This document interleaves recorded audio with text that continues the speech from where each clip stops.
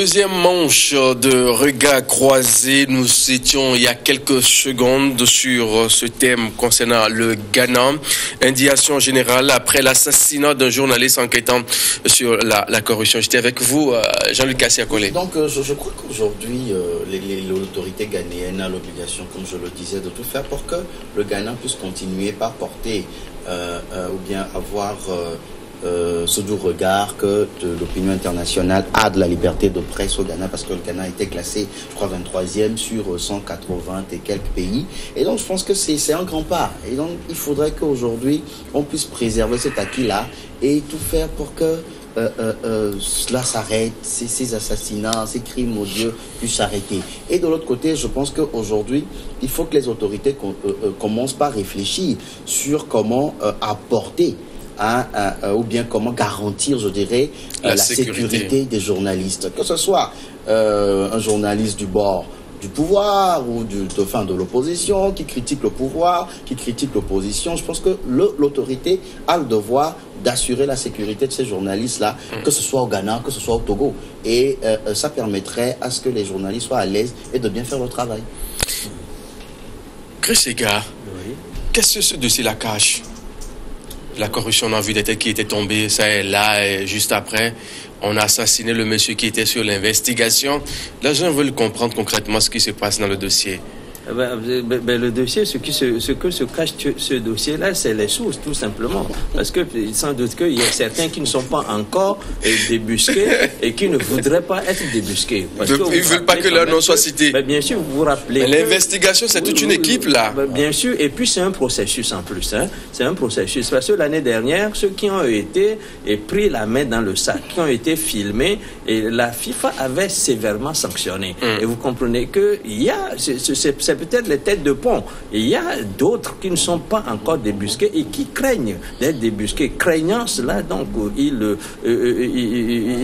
vont faire tout pour que cela n'arrive pas. Vous savez, ce qu'ils ont à perdre et ce qu'ils ont déjà, et voulant garder ces privilèges-là, je crois qu'ils ne voudraient pas que la lumière soit allumée sur eux. C'est ce qui se passe. Et puis, il faut que le business-là se poursuive. Peut-être qu'il y a ce journaliste-là est une nouvelle piste, une piste qui est peut-être plus intéressante que celle qui a été explorée par son aîné, son chef d'équipe. Et ne voulant pas que cela débouche sur un procès retentissant comme celui qu'on a eu déjà l'année dernière au Ghana, ou bien sur les blabs, ou bien sur les sanctions que la FIFA avait prises à l'encontre de ceux qui ont été pris. Et il va de ça que ces gens-là veulent faire taire ces journalistes-là. M. Assiakole l'a dit tout à l'heure mais sachant que ce journaliste-là est vulnérable face à cette mafia-là, on aurait quand même pu prendre des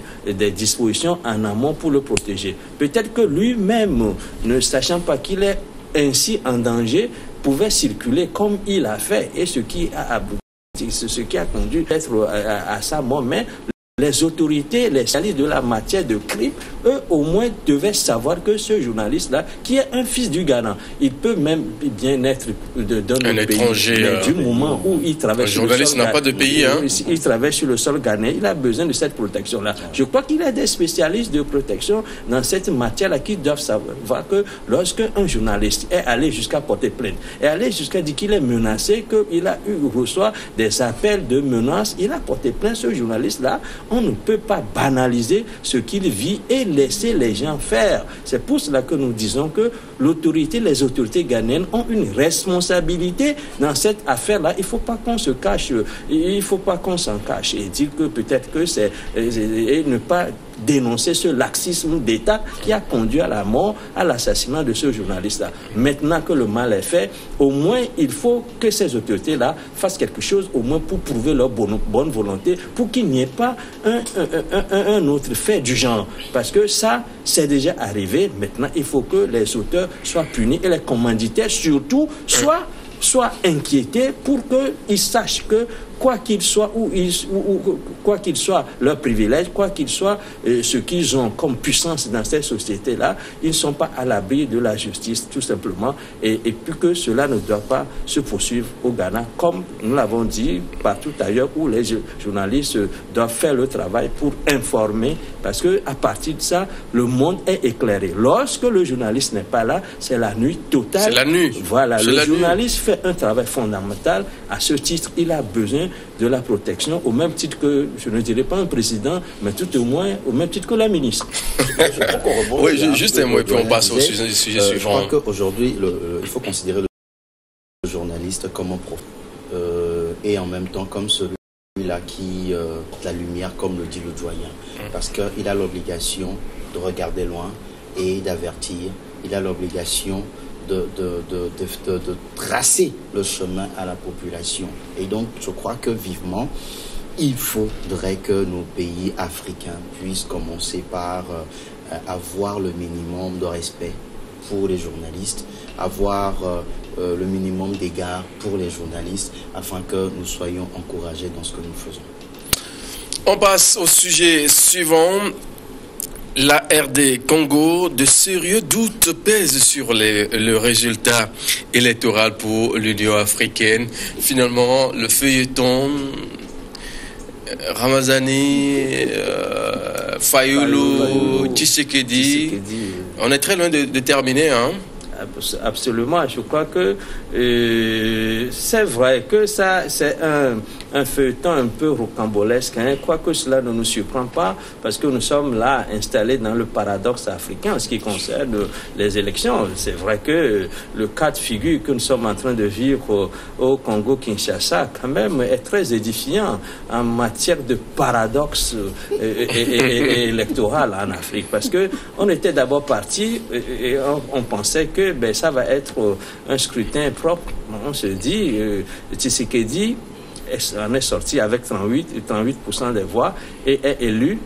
Mais derrière, en même temps, avec les élections, le scrutin législatif, on se rend compte que celui qui avait perdu, qui était venu en troisième position, le parti venu en troisième position, du coup, a raflé pratiquement les 2/3. Hein, je crois, sur les 500 députés, il en a eu autour de 351. Mais je crois que c'est un fait un peu rocambolesque qu'il faut noter. Et maintenant, lorsque, dans la foulée, on estime que ce n'est ni l'un ni l'autre de ces protagonistes-là qui ont gagné les élections, et qu'il y a un troisième larron qui s'appelle Fayulu, et que c'est celui-là que la France officiellement a consacré comme vainqueur. La Belgique, pareil. L'Union africaine est en train de leur emboîter le pas. Maintenant, et selon le porte-parole du gouvernement Lambert. Kabila, voilà, il faut qu'on laisse la Cour constitutionnelle se prononcer sur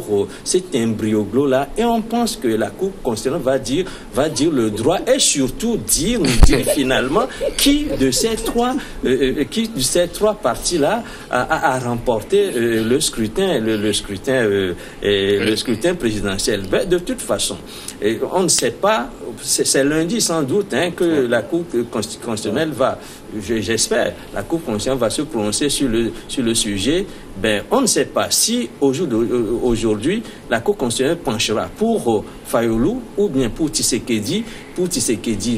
En l'état actuel de la situation en RDC, je crois qu'il y a une grande confusion qui entoure ce scrutin-là, autant le scrutin législatif que le scrutin présidentiel. On attend de voir si la Cour constitutionnelle va nous éclairer davantage que ne l'a fait jusqu'ici les informations que nous avons glanées de gauche à droite. Assez Kolesi, c'était le dauphin de Kabila qui avait gagné. On comprend un peu la situation, mais ce n'est pas le cas actuellement. Mais tout le monde dit, mais le monsieur-là, il n'a pas gagné finalement. La CENI n'a plus raison d'être. Non, si c'était le dauphin de Kabila qui avait gagné cette élection, ou avait été proclamé comme gagnant de ces élections, je crois que le Congo serait déjà embrasé. Le Congo serait déjà embrasé parce que, vous savez, je l'ai déjà dit ici, ce n'est pour rien que les Occidentaux ont libéré M. Jean-Pierre Bemba. Ils ont libéré M. Jean. Ils savaient très bien que M. Jean-Pierre Bemba ne sera pas candidat. Et donc, M. Jean-Pierre Bemba a été tout simplement relâché pour venir jouer le sale boulot, faire montrer ou concurrencer, non pas concurrencer, faire la guerre à Kabila au cas où Kabila chercherait à résister, à imposer son candidat, son dauphin. Et je crois que Kabila aussi a compris le jeu. Kabila a compris le jeu, Kabila a compris qu'il ne pourra pas faire la guerre contre les Occidentaux. Une guerre contre les Occidentaux, il ne pourra pas les gagner parce qu'il y a l'exemple de Gbagbo aujourd'hui. Et donc, Kabila, ayant été, moi je dirais, malin, a essayé de trouver parmi les candidats celui qui n'est pas proche des Occidentaux, le moins mal, qui est Tshisekedi, qui est considéré comme un nationaliste, et il a négocié avec lui. Un accord a été trouvé pour le partage de pouvoir, le déclarer vainqueur, et maintenant mettre des garde-fous, parce que mettre peut-être Tshisekedi à la tête du pouvoir et le laisser avec tous les pouvoirs, peut-être que demain il changera d'opposition contre Kabila. Alors donc Kabila essaie de mettre des garde-fous, et qu'est-ce qu'il fait? Il dit, je prends l'Assemblée nationale et le Sénat. C'est-à-dire que les élections législatives, je le gagne, je te donne la présidence et on gère le pays de façon, comme une transition, et pour calmer les esprits et peut-être aller vers l'alternance proprement dit. Je crois que c'est cet accord-là qui a été fait. Mais non, reste de savoir, est-ce que M. Kabila respectera cet accord jusqu'à la fin? Est-ce qu'on laissera Tshisekedi réconcilier les Congolais? Est-ce qu'on le laissera aller jusqu'au bout, réconcilier sincèrement les Congolais? Je crois que le Congo en a besoin. C'est là où moi, quelque part, je suis un peu d'accord avec cet accord, parce que je me dis, si aujourd'hui Fayoulou a été proclamé vainqueur, le camp Kabila peut-être serait en train de se préparer pour une guerre, parce qu'ils savent que les Occidentaux vont régler les comptes à Kabila. Mais si c'est le dauphin de Kabila qui a été proclamé vainqueur, le camp Fayoulou se préparerait à une guerre. Tout compte fait, le Congo aujourd'hui a besoin d'aller à l'alternance, a besoin de connaître la démocratie. C'est vrai, il faut respecter la vérité des urnes, mais en réalité, le Congo aujourd'hui n'est pas encore en démocratie. C'est maintenant que le Congo est en train de rentrer dans la démocratie. Alors je me dis, si M. Kabila est dans cet accord peut permettre aux Congolais de pouvoir aller de l'avant et peut-être après 5 ans d'organiser de vraies élections et dire maintenant la vérité des urnes. Peut-être ça peut être une façon pour le Congo de sortir pacifiquement de cette situation de dictature. Maintenant, aujourd'hui, quand je vois la position de l'Union africaine, je suis un peu étonné et choqué.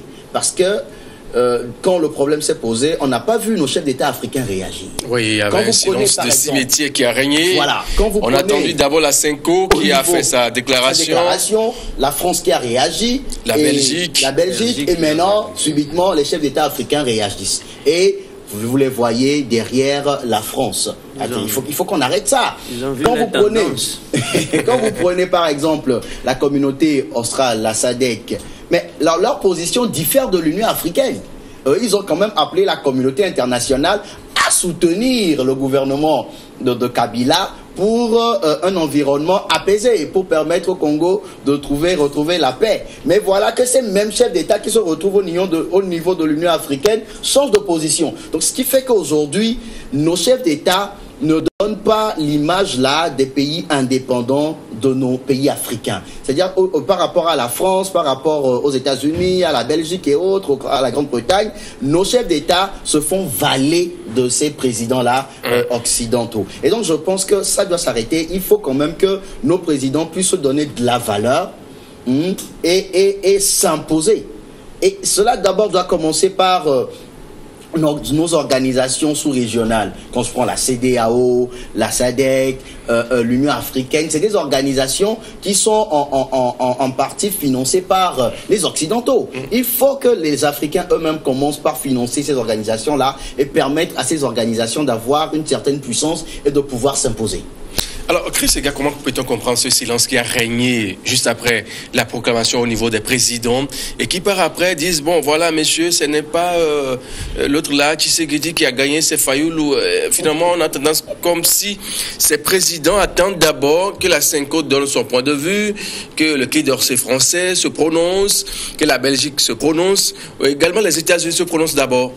Absolument. Je crois que vous avez trouvé la réponse à votre question, parce que et ça a été une très bonne réponse à mon sens, parce que vous savez, il y a eu d'abord un très lourd silence de la part des organisations supranationales, la SADC, la CEDEAO, enfin, dans une certaine mesure, surtout l'Union africaine qui pouvait se prononcer sur le sujet, qui n'avait rien du tout. Et ce que je voudrais dire par ailleurs, c'est que dans ce tandem-là, Kabila, Tshisekedi, et qui est-ce qui tient le guidon? C'est là où je situe la complexité de cette affaire-là.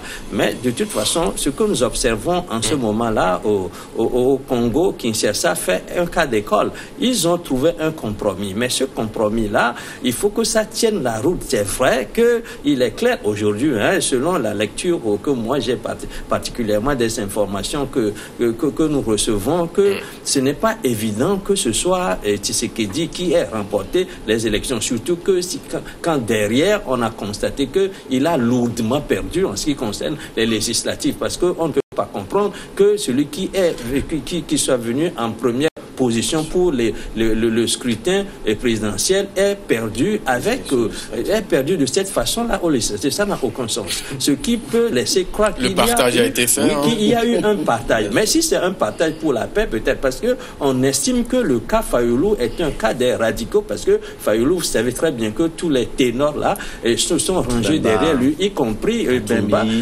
Katumbi, etc. On estime que ces gens-là qui veulent en vérité prendre le pouvoir, tout le pouvoir au Congo-Kinshasa, et le retirer des mains de Kabila. Et ce sont ces gens-là que Kabila, président, craignait.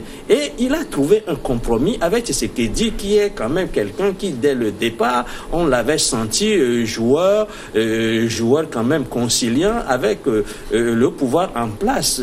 Et je crois que là, nous sommes dans un cas de figure qui fait que on pouvait peut-être aller à la démocratie, peut-être en acceptant parfois d'avaler une forme de couleuvre. Ce n'est pas exactement ça ce qu'on aurait bien aimé avoir, mais au moins on a eu là un compromis qui a permis aux gens de déposer les armes. Quoi qu'il y a eu des agitations un peu partout, on aurait pu en avoir pire si, comme le dit Assia Collé, on avait déclaré par exemple Kabila,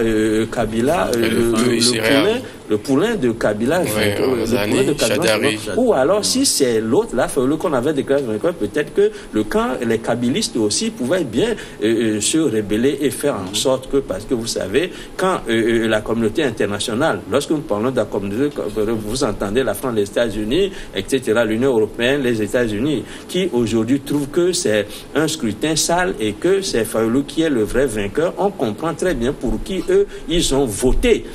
Mais au Congo, on a plutôt accepté on semble accepter ce compromis-là qui, nous le disons, ramène, en tout cas sauvegarde le statu quo qu'on a actuellement, qu'on a constaté depuis quelque temps. Bon, maintenant, Assia Collé a bien fait de poser la question de savoir, est-ce que les protagonistes de ce deal-là vont tenir parole, surtout le président sortant Kabila. Parce que Tshisekedi est président aujourd'hui, mais il n'a pas la réalité du pouvoir, en ce sens que Kabila, avec les autres, là, sont en majorité à l'Assemblée. Ce sont eux qui vont gouverner. Quel est le type de gouvernement qu'ils vont faire? Est-ce que ça va être un gouvernement de partage, un gouvernement d'ouverture, ou bien un gouvernement qui rassemble tous ceux qui ont la volonté de faire en sorte que le Congo avance? Si le jeu est joué jusqu'au bout, je crois que ce cas-là mérite d'être étudié, et c'est pour cela que je dis que c'est un cas d'école qui mérite d'être